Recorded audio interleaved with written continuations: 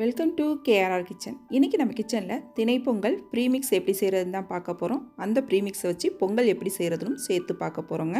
இந்த ப்ரீமிக்ஸ் நம்ம ஒரு தடவை ரெடி பண்ணி வச்சுக்கிட்டோம் அப்படின்னாக்கா நல்லா ஒரு 6 மாதம் வரைக்கும் இதை வச்சுருந்து நம்ம ஸ்டோர் பண்ணி யூஸ் பண்ணலாம்.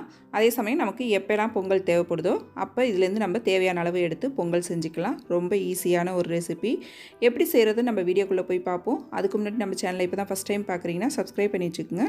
கூடவே பெல் சிம்பிள் ப்ரெஸ் பண்ணி ஆளுங்கிற ஆப்ஷனையும் ப்ரெஸ் பண்ணி வச்சுக்கோங்க. அப்போ தான் நான் போகிற வீடியோஸ் எல்லாம் தொடர்ந்து நோட்டிஃபிகேஷனில் கிடச்சிக்கிட்டு இருக்கும்.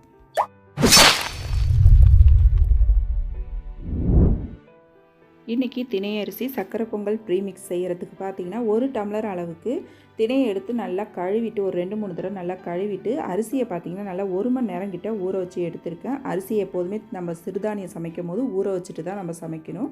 நல்லா 1 மணி நேரம் ஊற வச்சதுக்கப்புறம் பார்த்திங்கன்னா நல்லா இதை தண்ணிலாம் இல்லாத அளவுக்கு வடிகட்டிட்டு இது போல் ஒயிட் கிளாத்தில் போட்டு காத்தோட்டமாக காய வைங்க. வெயிலில் காய வைக்கக்கூடாது. ஃபேன் காற்றுக்கு கீழே காத்தோட்டமாக ஒரு 1 மணி நேரத்துக்கு போட்டிங்க அப்படின்னாக்கா அதில் உள்ள ஈரம்லாம் போய் அரிசி நல்லா காஞ்சி வந்துடும்.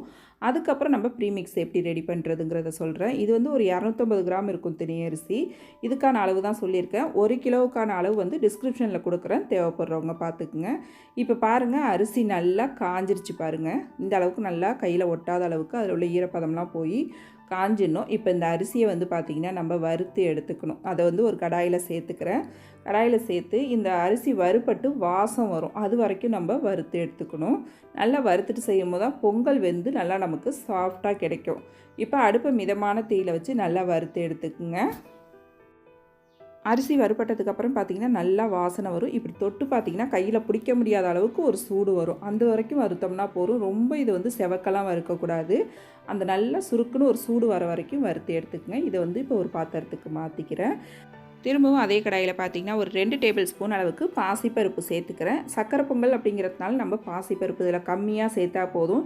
இது வந்து நம்ம மிளகு பொங்கல் செய்கிறோம் அப்படின்னாக்கா பாசிப்பருப்பு வந்து 1 கப்புக்கு 1/4 கப் அளவுக்கு சேர்த்துக்கணும். இது வந்து சக்கரை பொங்கல் அப்படிங்கிறதுனால நான் கம்மியான அளவு சேர்த்துருக்கேன்.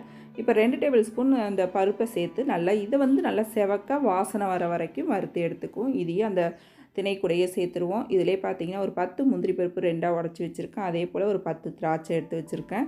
இதுவுமே அதில் உள்ள ஈரப்பதம் போகிற அளவுக்கு நல்லா வறுத்து எடுத்துக்குவோம். எல்லாத்தையுமே பார்த்திங்கன்னா நம்ம ட்ரை ரோஸ்ட் தான் பண்ணணும். நல்லா அடுப்பு தீயை குறைச்சி வச்சு வறுத்து எடுத்துக்கணும் எல்லாத்தையுமே. நான் உங்களுக்கு இன்றைக்கி கம்மியான அளவு தான் செஞ்சு காட்டியிருக்கேன். 1 கிலோ அளவில் நீங்கள் ரெடி பண்ணி வச்சுக்கிட்டிங்கன்னா உங்களுக்கு தேவைப்படுறப்ப நீங்கள் பொங்கல் செஞ்சுக்கலாம். ஹெல்த்தியான ஒரு பொங்கல் ரெசிபி இது. இப்போ எல்லாமே சேர்த்தாச்சு. நல்லா ஒரு தடவை கலந்து விட்டுருங்க.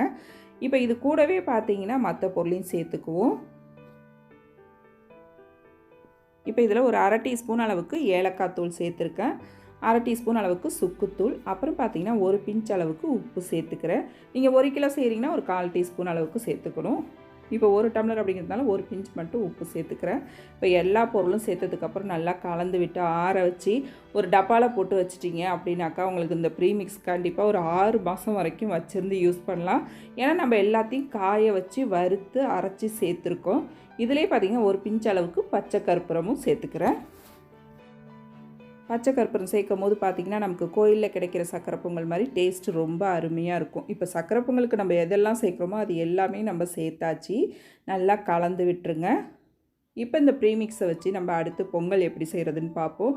இதை நல்லா ஆற வச்சுட்டு எடுத்து சூடு இல்லாத அளவுக்கு ஆற வச்சுட்டு எடுத்து ஸ்டோர் பண்ணி வச்சுக்கோங்க. நல்லா ஒரு கண்ணாடி பாட்டில், ஏர் டைட்டான பாட்டிலில் போட்டு நல்லா மூடி வச்சுக்கலாம். நீங்கள் இது போல் ரெடி பண்ணிவிட்டு இப்போ இதுலேருந்து நம்ம எடுத்து பொங்கல் எப்படி செய்கிறதுன்னு பார்ப்போம்.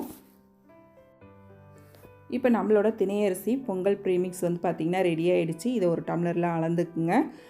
உங்களுக்கு எந்த அளவுக்கு தேவையோ அதுக்கு தகுந்த அளவு அளந்துக்குங்க. இப்போ 1 டம்ளர் அளவுக்கு நான் எடுத்திருக்கேன். இதில் வந்து நம்ம எதுவுமே சேர்க்க வேணாம், தண்ணி மட்டும் சேர்த்தோம்னா போதும். இப்போ 1 டம்ளர் அரிசிக்கு பார்த்திங்கன்னா நான் 4 டம்ளர் அளவுக்கு தண்ணி சேர்த்துக்கிறேன். இது வந்து கரெக்டான அளவாக இருக்கும். 4 டம்ளர் தண்ணி 4 டம்ளர் தண்ணி சேர்த்ததுக்கப்புறம் நல்லா கலந்து விட்டுருங்க. எதுவுமே சேர்க்க வேணாம். குக்கர் மூடி போட்டு நல்லா ஹை ஃப்ளேமில் 1 விசிலும் லோ ஃப்ளேமில் 2 விசிலும் வச்சிங்கன்னா போதும். பொங்கல் பார்த்திங்கன்னா நல்லா மலர்ந்து வெந்து அருமையாக வெந்து வந்துடும். நல்லா ஒரு தடவை கலந்து விட்டுருங்க. உங்களுக்கு விருப்பம்னா இதில் ஒரு 2 டீஸ்பூன் நெய் கூட ஊற்றி வேக வச்சுக்கலாம். அது இன்னும் நல்லா வாசனையாக இருக்கும். இப்போ இது வேகட்டும். வெந்ததுக்கு அப்புறம் நான் உங்கள்கிட்ட காட்டுறேன். இப்போ அதுக்கு இடையில பார்த்திங்கன்னா நம்ம வெல்லம் கரைச்சி எடுத்துக்குவோம். இப்போ வெல்லம் கரைச்சி எடுக்கிறதுக்கு பார்த்திங்கன்னா 1 டம்ளர் ப்ரீமிக்ஸுக்கு வந்து நான் 1.5 டம்ளர் அளவுக்கு வெல்லம் துருவிட்டு எடுத்து வச்சுருக்கேன். துருவிட்டு எடுக்கும்போது பார்த்திங்கன்னா அளவுகள் சரியான அளவாக இருக்கும். அதே போல் இந்த வெல்லம் சரியான அளவு 1 டம்ளருக்கு 1.5 டம்ளர் வச்சிங்க அப்படின்னாக்கா கரெக்டான ஒரு இனிப்பாக இருக்கும். இப்போ இந்த வெல்லத்தில் பார்த்திங்கன்னா ஒரு 1/4 டம்ளர் அளவுக்கு தண்ணி விட்டு இந்த வெல்லத்தை கரைச்சி மட்டும் எடுத்துக்கிட்டோன்னா போதும். பாகுபதம்லாம் எதுவும் தேவையில்லை. அடுப்பில் வச்சு நல்லா கரைச்சி எடுத்துக்கங்க. வெல்லத்தில் தூசு மண்ணெல்லாம் இருக்கும், அதனால் இதை கரைச்சி எடுத்துக்கங்க. ஒரு சமயம் நீங்கள் வந்து சர்க்கரை பொங்கலுக்கு வந்து நாட்டு சர்க்கரை அது போல் சேர்க்குறீங்க அப்படின்னாக்கா 1 டம்ளருக்கு 2 டம்ளர் நாட்டு சர்க்கரை சேர்த்துக்குங்க. எப்போதுமே சர்க்கரையில் பார்த்திங்கன்னா இனிப்பு கொஞ்சம் கம்மியாக இருக்கும். அதே சமயம் நீங்கள் வெல்லம் சேர்க்கும் போது இனிப்பு நிறையாவே இருக்கும். 1.5 டம்ளர் சேர்த்திங்கன்னா சரியான இனிப்பாக இருக்கும். இப்போ வெல்லம் கரைஞ்சிகிட்ருக்கு. பொங்கலும் பாருங்கள் நல்லா வெந்து வந்துருச்சு. எந்த அளவுக்கு சூப்பராக வெந்து வந்திருக்கு பார்த்திங்களா? இப்போ இதை நல்லா லைட்டாக மட்டும் கலந்து விட்டாலே போதும். ஒரு கரண்டி வச்சு லைட்டாக இது போல் மசிச்சு விட்டுக்குங்க. நல்லா அருமையாக வெந்து கரெக்டான பக்குவத்துக்கு வெந்து வந்திருக்கு பாருங்கள். இப்போ நம்ம இதில் வெல்லம் சேர்த்துக்குவோம். வடிகட்டி நம்ம கரைச்சி வச்சுருக்க வெல்லத்தை வடிகட்டிட்டு சேர்த்துக்குவோம். வெள்ளை தண்ணி சேர்த்ததுக்கப்புறம் பார்த்திங்கன்னா இதை திரும்பவும் அடுப்பில் வச்சு கொஞ்சம் திக்காகிற வரைக்கும் நம்ம வேக வச்சு எடுத்துக்கணும். நல்லா கலந்து விட்டுருங்க. நல்லா கலந்து விட்டு ஒரு 5 நிமிஷத்துக்கு இது நல்லா வேகட்டும். அந்த தண்ணிலாம் பார்த்திங்கன்னா பொங்கலோடு சேர்ந்து உங்களுக்கு கரெக்டான பக்குவத்துக்கு வந்துடும் பொங்கல். இப்போ பாருங்கள் நல்லா வெந்து தளன்னு இருக்குது பாருங்கள் சர்க்கரை பொங்கல். ரொம்ப டேஸ்ட்டு அருமையாக இருக்குங்க. இந்த திணை அரிசிக்குனே ஒரு டேஸ்ட்டு தனியாக இருக்கும். நம்ம அதில் எது செஞ்சாலுமே டேஸ்ட்டு சூப்பராக இருக்கும். இட்லியாக இருக்கட்டும், தோசையாக இருக்கட்டும், பொங்கல், கொழுக்கட்டை, இடியாப்பம் நிறைய வெரைட்டி செய்யலாம் அந்த திணை அரிசியை வச்சு. டேஸ்ட்டு ரொம்ப அருமையாக இருக்கும். இப்போ கடைசியாக உங்கள் விருப்பத்துக்கு தகுந்த அளவு நெய் ஊற்றி இறக்கிட வேண்டிதான். ரொம்ப அருமையான சர்க்கரை பொங்கல் சூப்பராக ரெடி ஆகிடுங்க. நெய் சேர்த்ததுக்கப்புறம் நல்லா ஒத்தாப்பில் கலந்து விட்டுருங்க. சர்க்கரை பொங்கல் பாருங்கள் பார்க்குறதுக்கே எவ்வளோ அருமையாக சூப்பராக இருக்குன்னு பாருங்கள். ஹெல்த்தியான இந்த சர்க்கரை பொங்கலை நீங்களும் ட்ரை பண்ணி பாருங்கள். ட்ரை பண்ணி பார்த்துட்டு எப்படி இருக்குன்னு எனக்கு கமெண்ட் பண்ணுங்கள். என்னோட இந்த ரெசிபி பிடிச்சிருந்துன்னா லைக் பண்ணுங்கள், ஷேர் பண்ணுங்கள். மறக்காமல் நம்ம KRR கிச்சனை சப்ஸ்கிரைப் பண்ணி வச்சுக்கோங்க.